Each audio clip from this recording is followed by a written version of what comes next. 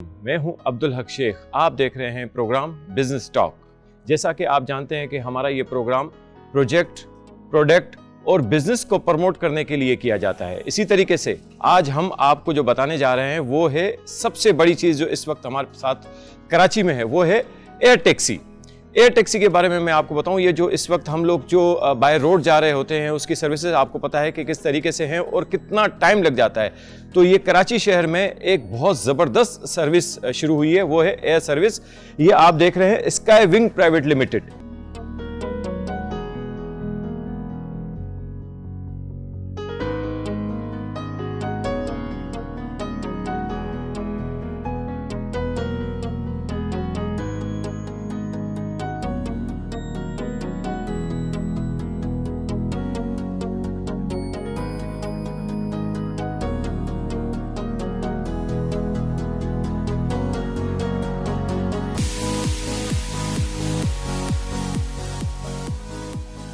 जी नाज़रीन, इन्वेस्टमेंट के हवाले से मैं आपको इसमें कुछ बताना चाह रहा था कि आप इसमें जो है इन्वेस्टमेंट भी कर सकते हैं sky wing private limited company में। अच्छा, ये एयर टैक्सी के साथ ज़ाहिर है फ्लाइंग क्लब भी इनका है, तो इस फ्लाइंग क्लब में आप अपने नए जहाज़ इनको ख़रीद कर दें और आप इनसे जो है बेहतरीन मुनाफा पा सकते हैं। तो ऐसे मौके जो है ये आपको फिर बार बार नहीं मिलेंगे।